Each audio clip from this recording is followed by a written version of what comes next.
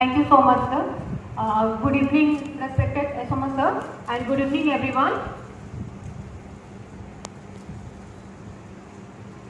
Today we will going to discuss about on the topic of psychological first aid. तो psychological first aid के बारे में जो हम बात करेंगे ये एक बहुत ही सेंसिटिव टॉपिक है, जैसे सर ने बोला। पर मैं एक बात क्लियर यहाँ पे बता देना चाहती हूँ कि जो ये टॉपिक है सिर्फ सर्विस रिलेटेड नहीं है। आज जो हम सेशन में डिस्कस करेंगे वो आप अपने पर्सनल लाइफ में भी यूज कर सकते हो। यानी कि आज हम कुछ टेक्निक्स सीखेंगे काउंसलिंग के और कुछ साइकोलॉजिकल फर्स्ट एड के बारे में जानेंगे, जहाँ पे हम किसी को काउंसलिंग सपोर्ट कर सकते हैं, हेल्प कर सकते हैं, कंसल्ट कर सकते हैं।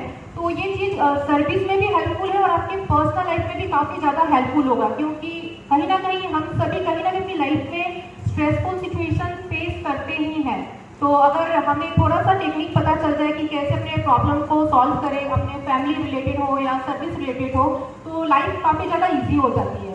तो मैं बस सबसे यही रिक्वेस्ट करूँगी कि जो भी आज के सेशन में हो उसे अपने रियल लाइफ में भी अप्लाई कीजिएगा, तो बहुत ही ईजी हो जाएगा आपके लिए कोई भी प्रॉब्लम को सॉल्व करने में। तो चलिए आज का सेशन स्टार्ट करते हैं। Thank you so much.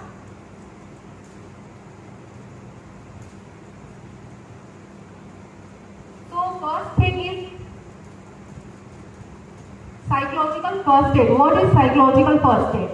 So psychological first aid is a supporting people aftermath of crisis event. यानी कि अगर कोई सिचुएशन, अगर कोई ऐसी क्राइसिस इवेंट किसी के लाइफ में हो जाती है, मे बी कोई भी क्राइसिस इवेंट किसी भी टाइप की हो सकती है, कोई भी प्रॉब्लम, कोई भी ट्रॉमा, कोई भी सिचुएशन के बाद कोई भी इंसान डिप्रेस में और स्ट्रेसफुल सिचुएशन में जा सकता है। तो अगर किसी के लाइफ में ऐसा स्ट्रेसफुल सिचुएशन होता है तो साइकोलॉजिकल फर्स्ट एड के थ्रू हम सीखते हैं कि ऐसे लोगों की हम मदद कैसे करें, कैसे उनको सपोर्ट करें ताकि वो अपने प्रॉब्लम को, अपने जितने भी उनके लाइफ में चेंजेस चल रही है उसको वो सॉल्व कर सकें। तो बेसिकली साइकोलॉजिकल फर्स्ट एड यही हमें सिखाता है कि हम किसी को कैसे कंसल्ट करें, कैसे काउंसलिंग दें कि वो अपने सिचुएशन को सॉल्व करना सीखे और उसको फेस करना सीखे।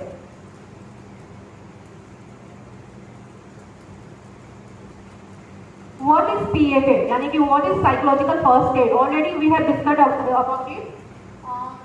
Providing practical support, care and support. यानी कि अगर कोई प्रॉब्लम में है और किसी को प्रैक्टिकल सपोर्ट चाहिए या केयर चाहिए या कोई भी सिचुएशन हो सकती है जिसके बारे में हम आगे डिस्कस करेंगे कि कौन कौन से ऐसे क्राइसिस है और कौन कौन से ऐसे प्रॉब्लम है जहाँ पे हम साइकोलॉजिकल फर्स्ट एड दें। तो बेसिकली साइकोलॉजिकल फर्स्ट एड में अगर किसी को काउंसलिंग चाहिए, कंसल्टेशन चाहिए, तो आप उसको वहाँ पे मदद कर सकते हो, या फिर कोई practical support, anything just like food, water, blanket, home रहने के लिए कुछ भी प्रैक्टिकल सपोर्ट भी हो सकता है। तो आप साइकोलॉजिकल फर्स्ट एड में आप जिस तरह से जैसी जिसकी प्रॉब्लम है उस तरह से आप उसको कंसल्ट करना है, उसकी हेल्प करना है। Next point is helping the year warrior to address the basic need of, for example, accommodation and live. Already हम इसके बारे में बोल चुके हैं, जैसे कि अगर किसी को बहुत ज़्यादा स्ट्रेसफुल कोई सिचुएशन में, मे भी किसी के फैमिली में सडन कोई प्रॉब्लम आ चुका है या फिर सडन कोई एक्सपीरियंस वो उसके घर पे हो गया, सडन इसको कॉल आता है, वो सर्विस में है कि आपके घर पे ऐसा प्रॉब्लम चल रहा है, तो बहुत ज़्यादा स्ट्रेसफुल सिचुएशन हो जाता है उस इंसान के लिए और बहुत पैनिक अटैक आने के चांसेस रहते हैं और बहुत ज़्यादा डिप्रेशन में जाने के चांसेस रहते हैं। तो अगर उस सिचुएशन में अगर आसपास आपके कोई है, कोई आपके कलीग हैं या आपके कोई एयरमैन है यहाँ पे जिसको आप महसूस कर रहे हो कि इसकी लाइफ में कोई प्रॉब्लम चल रहा है और उसकी जेन्युइन प्रॉब्लम है और उसके घर पे कोई प्रॉब्लम चल रहा है और उसको लीव की जरूरत है, तो वो चीज़ थोड़ा सा नोटिस करना है कि किसको प्रॉब्लम है और किसकी लाइफ में प्रॉब्लम नहीं है। तो साइकोलॉजिकल फर्स्ट एड में बेसिकली मेन एम यही होता है कि ऐसे लोगों को फाइंड आउट करना और उनको कुछ केयर चाहिए, सपोर्ट चाहिए, लीव चाहिए रिलेटेड टू देयर प्रॉब्लम, हमको वो प्रोवाइड कराए उसको support. Next is listening the air warrior but not pressure them to talk.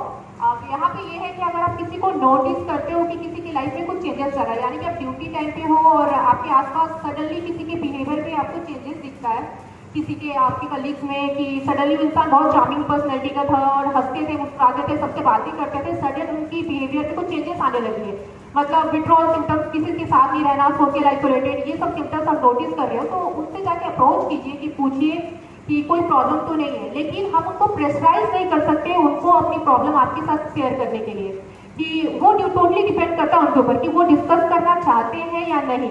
हम पूछ सकते हैं जेन्युइन तरीके से कि कुछ बात है, अगर कोई प्रॉब्लम है तो you can discuss with me, लेकिन हमको प्रेशराइज कभी नहीं कर सकते ऐसे ही मतलब, क्योंकि वो खुद ही एक डिस्ट्रेस में है और हम उनको प्रेशराइज नहीं कर सकते। तो कोई भी अगर कोई कलीग है आपके साथ तो उनको प्रेशराइज मत कीजिए कि आपको मुझे अपनी प्रॉब्लम बतानी ही है, डिस्कस करनी है, बताओ ही बताओ मुझे, ऐसा बिल्कुल नहीं है। आपको जेन्युइनली पूछना है, अगर वो चाहते हैं तो डेफिनेटली वो आपके साथ डिस्कस करेंगे अपने प्रॉब्लम।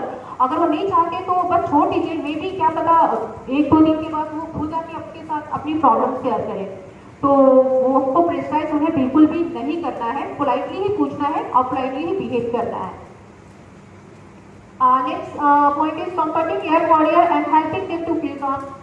जैसे कि कोई अगर स्ट्रेसफुल सिचुएशन में आपके सडनली कोई आपके पास है जो सडनली उसको कोई पैनिक अटैक आ रहा है, वो बहुत ज़्यादा स्ट्रेसफुल सिचुएशन उसके साथ हो गई है, या सडनली कोई न्यूज़ सुन के वो स्ट्रेस में चला गया है, तो उनको काम फील करवाना, रिलैक्स फील करवाना, वो किसी भी तरीके से आप कर सकते हो। मे बी वाटर ऑफर कर सकते हो कि थोड़ा पानी पी लो या फिर रिलैक्स फील करो, सब कुछ ठीक हो जाएगा। ये सब आप थोड़ा सा उसको समझा के उसको रिलैक्स फील करवा सकते हो। इन दैट सिचुएशन वो थोड़ा सा अच्छा सा फील कर सकता है। Next is helping air warrior to connect to information service and social support. Next, last one is the protecting air warrior for further harm. It means कोई भी सबके लिए स्ट्रेसफुल सिचुएशन एक जैसा नहीं होता। जैसे कि यहाँ पे जितने भी हम सभी हैं, कहीं ना कहीं हमने सबने अपनी लाइफ में स्ट्रेसफुल सिचुएशन फेस किया ही होगा, ऑलमोस्ट जितने भी हैं। अगर किसी ने नहीं किया तो बहुत अच्छी बात है, लेकिन अपनी लाइफ में हमने कहीं ना कहीं स्ट्रेसफुल सिचुएशन फेस किया ही है। तो बहुत सारे लोग अपने स्ट्रेसफुल सिचुएशन को फेस करके बाहर निकल जाते हैं, बहुत इजी होता है उनके लिए, मूव ऑन कर लेते हैं कि चलो मैंने फेस कर लिया, कोई बात नहीं है, हो जाता है। लेकिन वहीं ऑन द अदर हैंड बहुत सारे लोग अपनी सिचुएशन को फेस नहीं कर पाते, उनके लिए सिचुएशन काफ़ी ज़्यादा स्ट्रेसफुल हो जाता है और ड्यू टू डेट रीजन वो डिप्रेशन में भी जा सकते हैं, स्ट्रेस में भी जा सकते हैं। मतलब दो लोग एक जैसे नहीं होते। आपके पॉइंट ऑफ व्यू से आपने उस सिचुएशन को सॉल्व किया है और वो स्ट्रेसफुल सिचुएशन को एक्सपीरियंस किया, आपने निकल गए, लेकिन वही एक्सपीरियंस किसी के लिए बहुत ज़्यादा मतलब हार्मफुल हो सकता है। तो उस हार्मफुल सिचुएशन में बहुत सारे ऐसे भी लोग होते हैं कि सेल्फ हार्मिंग बिहेवियर स्टार्ट हो जाता है, सुसाइडल अटेम्प्ट, ये सब केसेस हमें देखने को मिलते हैं। तो हमारा मेन गोल यही है कि वैसे लोगों की हम मदद करें ताकि कोई हार्मफुल सिचुएशन ना हो, हम अपने साथ कुछ गलत ना करें, उनको मोटिवेट करें और न्यू लाइफ स्टार्ट करने में उनकी मदद करें ताकि इस तरह की सिचुएशन फेस करने के लिए यहाँ पे ना मिले। Who is PFA for? PFA is for distress air warrior who have recently exposed to a serious crisis event. Already हम बात कर चुके हैं कि किसी की लाइफ में किसी भी क्राइसिस इवेंट के बाद कोई स्ट्रेसफुल सिचुएशन होता है तो उनको साइकोलॉजिकल फर्स्ट एड की जरूरत होती है। यही है of course. Next is type of crisis. यहाँ पे हम what is PFA and PFA किसके लिए है डिस्कस कर चुके हैं। तो अभी हम क्राइसिस के बारे में थोड़ा जान लेते हैं, क्योंकि अगर हम प्रॉब्लम के बारे में जान लें कि क्या क्या प्रॉब्लम है और लोगों की लाइफ में क्या क्या प्रॉब्लम चलती हैं और क्या क्या प्रॉब्लम में लोग डिप्रेशन में जा सकते हैं, तो हम काफ़ी इजी हो जाएगा हमारे लिए। प्रॉब्लम अगर पता चलता है तो सोल्यूशन भी देना और सोल्यूशन को फाइंड आउट करना काफ़ी इजी हो जाएगा। तो प्रॉब्लम के बारे में हम बेसिकली सिंपल सा ही मैंने लिया है, जो मतलब जेन्युइन प्रॉब्लम है जो लोग बेसिकली अपनी लाइफ में फेस करते हैं।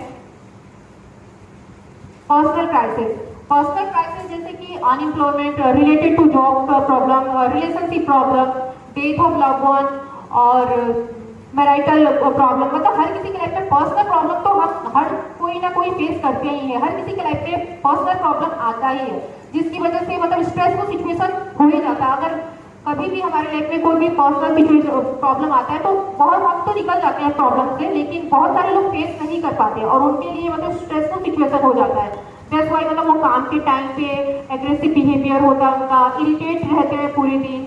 तो ये कुछ सिम्टम्स है कि पर्सनल प्रॉब्लम की वजह से भी वो सिम्टम्स डेवलप होता है किसी के अंदर। तो अगर आपके आसपास या कोई कलीग्स है या कोई भी मतलब आपके पास है जो आप नोटिस कर रहे हो कि उसका सडन बिहेवियर चेंजेस हुआ है उनके अंदर, तो मे बी उनका पर्सनल प्रॉब्लम भी हो सकता है। तो साइकोलॉजिकल फर्स्ट एड में हमारा यही प्राइमरी गोल होता है कि उनको एड्रेस करें ऐसे लोगों को हम और समझाएं कि वो अपने सिचुएशन को वो कैसे फेस करें।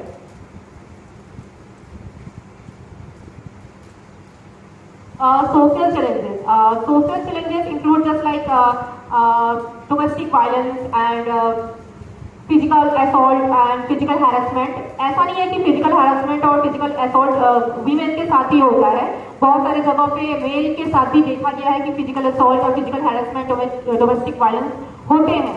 बात यह है कि बहुत सारे लोग खुल के आते नहीं है, डिस्कस करते नहीं है और वो अपने तक रखते हैं। तो ये सिचुएशन बहुत सिचुएशन में हो सकता है फीमेल के साथ भी और मेल के साथ भी। तो हमें बस नोटिस करना है कि किसी के लाइफ में सडन चेंजेस और बिहेवियर में चेंजेस हुए तो कहीं ये रीजन तो नहीं है, तो ये हमें उनसे बात करके ही पता चलेगा। तो ये भी एक problem, one of the most important problem हो सकता है स्ट्रेस में जाने के लिए, डिप्रेशन में जाने के लिए। तो social challenges also is one of the important most important point. Health challenges, या ये भी एक इम्पॉर्टेंट क्राइसिस है डिप्रेशन में जाने के लिए, क्योंकि जैसे कि आजकल के जनरेशन है और आजकल का जैसा लाइफ स्टाइल है हम लोगों के, हम में क्या होता है कि एक तो हेल्थ का प्रॉब्लम, ऊपर से ड्यूटी का प्रेशर, एक तो मॉर्निंग टू आफ्टरनून ड्यूटी, ऊपर से इवनिंग टू नाइट ड्यूटी, ऊपर से हेल्थ रिलेटेड प्रॉब्लम है, मेडिसिन खानी है। तो वो बेसिक सी चीज है ना कि वो चिड़चिड़ाहट आ जाना, गुस्सा आना, काम पे ध्यान नहीं लगना, क्योंकि एक तो फिजिकल प्रॉब्लम है ही, ऊपर से प्रेशर भी ड्यूटी का रहता है। तो हेल्थ चैलेंजेस की वजह से भी स्ट्रेस में जाना और डिप्रेशन में जाना मतलब काफी चांसेस होते हैं बहुत लोगों के लिए। तो हमें अपना लाइफस्टाइल ठीक करना है और खुद को भी हेल्दी रखना है। और हमारे पास कोई आप नोटिस कर रहे हो आप कि किसी के हेल्थ में कोई प्रॉब्लम है जिसकी वजह से स्ट्रेस में है, तो फाइंड आउट कीजिए कि ऐसा प्रॉब्लम तो है नहीं और कंसल्ट कीजिए, उसको काउंसलिंग कीजिए कि कैसे अपना लाइफस्टाइल को ठीक और बेहतर कर पाए।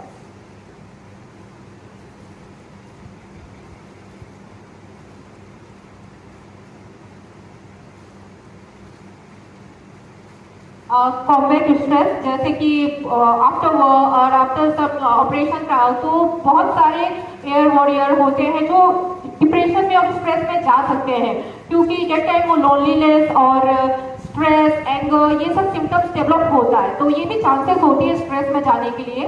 तो अगर ऐसे भी कोई सिचुएशन है तो आप लोगों को फाइंड आउट करना, और आपके साथ भी ऐसा सिचुएशन होता है तो आपको उसको डील करना आना चाहिए।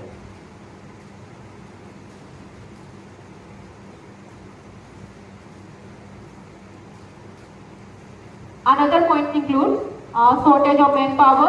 बेसिकली अगर बहुत सारे लोग छुट्टी में चले जाते हैं और शॉर्टेज होता है लोगों का, तो वर्कलोड ज़्यादा बढ़ जाता है। तो वहाँ पे भी बहुत सारे लोग को गुस्सा आना और चिड़चिड़ाहट, इरिटेट रहना, ये भी वन ऑफ द रीजन हो सकता है।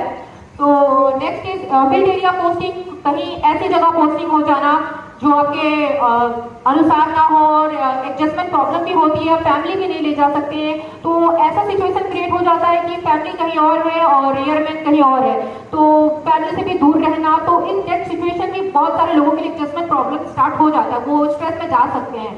तो ये भी one of the important reason हो सकता है स्ट्रेस में जाने के लिए। Marital disharmony, marital discord basically बहुत ज़्यादा देखने को मिलता है आजकल। जैसे कि जॉब, जैसे यहाँ एयरमैन है तो बहुत सारे लोग यहाँ पे फैमिली के साथ नहीं है, मोस्टली आधे लोगों को देखो तो फैमिली कहीं और है, वाइफ कहीं और है, हस्बैंड यहाँ पे जॉब कर रहे हैं। तो वो क्या होता है, लेक ऑफ कम्युनिकेशन की वजह से भी मिसअंडरस्टैंडिंग पैदा हो सकती है।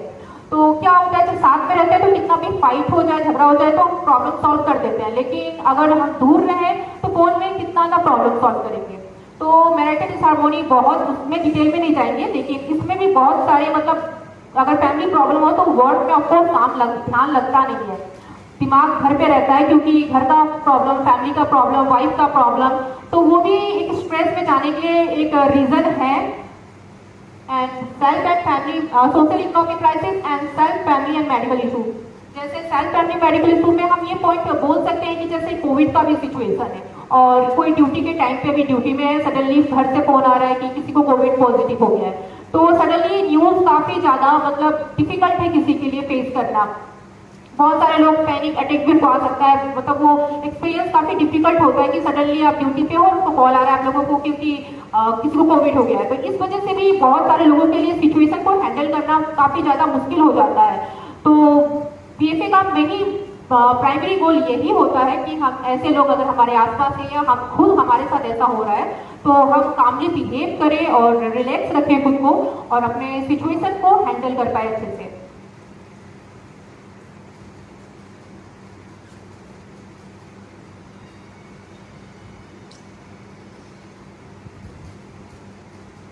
ओके, यहाँ पे मैंने एक केस स्टडी डिस्कस किया है। मोस्टली मेरा प्राइमरी गोल यही है, क्योंकि यहाँ पे बहुत सारे यंग एडल्ट भी ज्वाइन है और मतलब ड्यूटी में है और उन्होंने न्यूली एम्प्लॉयड है और 20 years 90 years adolescence, basically adolescence का एज 12 to 19 इयर्स होता है। 20-21 इयर्स भी हम लेके चल सकते हैं। तो बहुत सारे न्यूली मतलब मेल यंग लोग भी यहाँ पे ज्वाइन कर ड्यूटी करते हैं।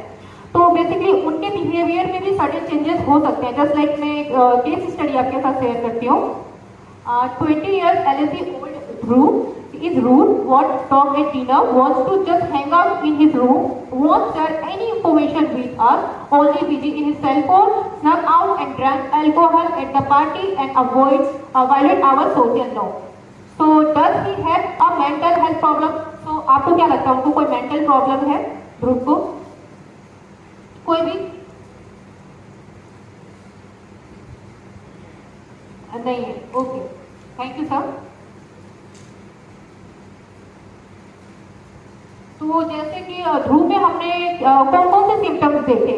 Withdrawal, मूडीनेस, increase family conflict, disrespect, spending time isolating in the room. Basically ये एडोलेसेंस के सिम्टम्स है, क्योंकि वो न्यूली ज्वाइन होते हैं और एडोलेसेंस में बहुत सारे फिजिकल, साइकोलॉजिकल और इमोशनल चेंजेस होते हैं। तो सिचुएशन को हैंडल करना उनके लिए काफी मुश्किल होता है। एक तो फैमिली से दूर और इस एज में ड्यूटी का प्रेशर, तो उनके लिए डिफिकल्ट हो जाता है। तो थोड़ा सा खुद के साथ भी कॉन्फ्लिक्ट नेचर उनका डेवलप हो जाता है, जिसकी वजह से ये बिहेवियर भी हो सकता है। तो हमें मेन उन लोगों को भी ध्यान रखना है अपनी माइंड में। अगर ऐसे कोई आसपास आपके हैं और कोई कलीग है या ड्यूटी में कोई ऐसा आपको दिखता है, तो कोई बिहेवियर में चेंजेस होता है, तो उनको कंसल्ट कीजिए, उनसे बात करने की कोशिश कीजिए, समझाइए उनको कि वो अपने सिचुएशन को कैसे हैंडल करें। आप लोगों ने भी अपनी लाइफ में ये फेस देखा ही होगा, तो आप लोग अच्छे से एक्सपीरियंस्ड हो, तो आप उनको गाइड कर सकते हो कि वो अपने सिचुएशन को कैसे हैंडल करें और मतलब जो भी अभी सिचुएशन है उसमें घबराए नहीं। तो आप अच्छे से उनको काउंसलिंग दे सकते हो। तो इसलिए मैंने ये पॉइंट रखा था, क्योंकि यहाँ पे बहुत सारे एडोलेसेंस लोग भी मैंने देखा है यहाँ पे ड्यूटी करते हुए, तो उनको भी माइंड में ख्याल रखना हमारा ये बहुत इंपॉर्टेंट गोल है। Goal of PFA is reduce stress. किसी के लाइफ में स्ट्रेस है, तो मेन गोल ऑफ PFA यही है हमारा कि हम उनके डिस स्ट्रेस को खत्म करें। डिस स्ट्रेस यही होता है कि मतलब किसी की लाइफ में बहुत ज्यादा स्ट्रेसफुल सिचुएशन, और डिस स्ट्रेस ये होता है कि जब वो सिचुएशन हमारे मतलब अनुकूल ही ना हो, हम मतलब फिजिकल हेल्थ में भी हम अपने प्रॉब्लम लाने लग जाते हैं। नींद नहीं आना, खाना नहीं खाना, सर में दर्द होना, हार्ट बीट फास्ट होना, तो ये सब चेंजेस अगर आने लग गए तो वो डिस्ट्रेस हो गया। तो इतना ज्यादा प्रॉब्लम हो रहा है तो वो डिस्ट्रेस में चला जाता है। तो हमारा PFA का मेन प्राइमरी गोल यही होता है कि उनके डिस्ट्रेस को हम रिड्यूस करें और उनको हेल्प करें, प्रोवाइड सपोर्ट। जैसा हो सके, जैसा प्रॉब्लम है उनके प्रॉब्लम से रिलेटेड हमें उनको हेल्प प्रोवाइड करना है, चाहे कि वो प्रैक्टिकल नीड हो, फूड, वाटर, क्लोथ, और या फिर सोशल सपोर्ट हो या मॉरल सपोर्ट हो रिलेटेड टू देयर प्रॉब्लम, हमें उनकी मदद करनी है। एनकरेज कॉपिंग स्किल, जो भी कॉपिंग स्किल है जिस तरह से हम उनकी मदद कर सकते हैं उन्हें हमें इंकरेज करना है।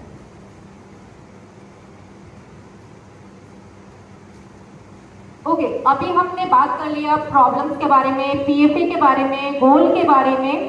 तो अभी किसी को अभी अगर आप मान लीजिए आपके सामने कोई अगर सिचुएशन ऐसी आ गई जहाँ पे आपको लगता है कि ये इंसान स्ट्रेस में है और इसको साइकोलॉजिकल नॉट वेल है और मुझे इसकी काउंसलिंग करनी चाहिए, तो मदद करनी चाहिए, तो उसके लिए सर्टेन गाइडलाइन है। डिटेल्स में नहीं है, लेकिन मैंने बस सिंपल सा गाइडलाइन लिया है। बेसिकली हम हर दिन हम कहीं ना कहीं काउंसलिंग करते ही अपनी लाइफ में, किसी ना किसी को प्रॉब्लम होता है उसको हम कंसल्ट करते हैं, काउंसलिंग करते ही हैं। लेकिन जब यहाँ पे जब काउंसलिंग वर्ड जुड़ जाता है ना, अगर किसी को सचमुच साइकोलॉजिकल प्रॉब्लम है और वो स्ट्रेस है, तो कुछ गाइडलाइन फॉलो करना बहुत ज़्यादा जरूरी होता है, क्योंकि ये ना हो कि आप मदद करने गए और कुछ उल्टा ही हो गया। तो बहुत जरूरी है कि कुछ हम गाइडलाइंस जान लें जो हमें हेल्पफुल होता है किसी को मदद करने के लिए। तो first point is very easy, just like no discrimination on the basis of caste, religion, age and sex. अगर हमें किसी की मदद करनी है तो ऑफकोर्स ये सब पॉइंट को माइंड में नहीं रखना है। एज अ ह्यूमन बीइंग हमें उनकी मदद करनी है, as a airman, as a air warrior हमें उनको सपोर्ट करना है, हमें इस चीज को अपने माइंड में रखना भी नहीं है। Next is respect the privacy and the confidentiality of the person। It's also very very important. अगर आप किसी के साथ काउंसलिंग अगर किसी को कर रहे हो और आपके कलीग में और आपके यूनिट में किसी को प्रॉब्लम है, साइकोलॉजिकल नॉट वेल है वो, और आप उसको काउंसलिंग करने जाते हो, अगर वो आपके साथ अपनी कोई प्रॉब्लम डिस्कस कर रहा है तो आपको ये ध्यान रखना है कि आप उसकी प्रॉब्लम किसी थर्ड पर्सन को मत बताइए, ये आप तक ही रहना चाहिए। क्योंकि अगर ये बात अगर आपने यूनिट में सबको बता दी तो वो इंसान आप पे क्यों ट्रस्ट करेंगे, कभी नहीं करेंगे, क्योंकि उनको लगेगा मैंने तो सर के साथ डिस्कस किया था प्रॉब्लम, सर ने सबको बता दिया, तो वहाँ पे कॉन्फिडेंशियलिटी ब्रेक हो जाती है और प्राइवेसी रहती नहीं है, और वो इंसान फिर नेक्स्ट टाइम से आपको अपनी प्रॉब्लम कभी भी डिस्कस नहीं करेंगे और आपके साथ कभी नहीं बताएंगे, क्योंकि उनको लगेगा कि अरे इन्होंने तो सबको बता दिया। एक तो ऑलरेडी वो स्ट्रेस में थे और आपने सबको बताकर उनको और स्ट्रेस में डाल दिया। लेकिन यहाँ पे पॉइंट है कॉन्फिडेंशियलिटी हम एक सिचुएशन में ब्रेक कर सकते हैं अगर आपके पास अगर कोई ऐसा पर्सन या कोई इंडिविजुअल ऐसा आते हैं, अगर वो बोलते हैं कि मैं सुसाइड करना चाहता हूँ या सुसाइडल टेंडेंसी आपको दिख रहा है कि वो सेल्फ हार्मिंग बिहेवियर है, वहां पे हम कॉन्फिडेंशियलिटी ब्रेक कर सकते हैं। क्योंकि अगर वो चीज अगर वो आपको से डिस्कस कर रहा है तो काफी सीरियस ये इशू है और आपको सीनियर्स को या किसी को बताना है, फैमिली वालों को जिसको आपको लगता है कि ये बात मुझे उनको बतानी चाहिए, तो वहाँ आपको उनको बताना है जाके। क्योंकि ये ना हो कि अगर वहाँ पे हम कॉन्फिडेंशियलिटी मेंटेन करते रहेगा तो इंसान ने आगे जाके कुछ कर लिया तो वो उल्टा हो जाएगा। तो इन दैट सिचुएशन हम कॉन्फिडेंशियलिटी ब्रेक कर सकते हैं अगर किसी का सुसाइडल इशू है तो। Next is don't compare the client experience with your own. अगर कोई आपके साथ अपनी प्रॉब्लम लेके आता है तो उसको अपने पॉइंट ऑफ व्यू से जज मत कीजिएगा। मे बी आपके लिए वो सिचुएशन काफी ज्यादा इजी हो और नॉर्मल हो, आप बोलोगे अरे ये कौन सी बड़ी बात है, ये तो बहुत छोटी सी बात है, इसमें कुछ नहीं होता, इतना स्ट्रेस क्यों ले रहे हो। तो ये अपने पॉइंट ऑफ व्यू से आप उसको एडवाइस दे रहे हो, तो अपने पॉइंट ऑफ व्यू से आपको उनकी प्रॉब्लम को सॉल्व नहीं करना है, आपको उनकी जगह पर रखकर उनकी प्रॉब्लम को सॉल्व करना है। आपको महसूस करना है कि वो इंसान अभी क्या महसूस कर रहा होगा, वो कितने स्ट्रेसफुल सिचुएशन में होगा। तो अपने पॉइंट ऑफ व्यू से हमें उनको सॉल्व नहीं करना, उनकी जगह पर रखकर उनकी प्रॉब्लम को सॉल्व करना है और अपने एक्सपीरियंस से उनको सॉल्व मतलब करने की कोशिश मत कीजिएगा। मे बी आपके पॉइंट ऑफ व्यू से वो सिचुएशन काफी नॉर्मल हो और उनके पॉइंट ऑफ व्यू से सिचुएशन काफी ज्यादा हार्ड हो, तो ये चीज का ध्यान रखना है। Last one is the don't offer direct judgement and advice. Counselling में हम कभी भी डायरेक्ट एडवाइस किसी को नहीं कर सकते कि आप ये करो वो करो, कल से आपको यही करना है, तो ये चीज आप डायरेक्ट एडवाइस कभी नहीं कर सकते। हम रास्ता दिखा सकते हैं इंडिविजुअल को, बाकी उस रास्ते में चलना है नहीं चलना है टोटली उन पे डिपेंड करता है कि वो चलना चाहते हैं या नहीं चाहते। हम प्रेशर नहीं दे सकते उनको कि तुम्हें ये चीज करनी ही पड़ेगी, हम सिर्फ उनको रास्ता दिखा सकते हैं।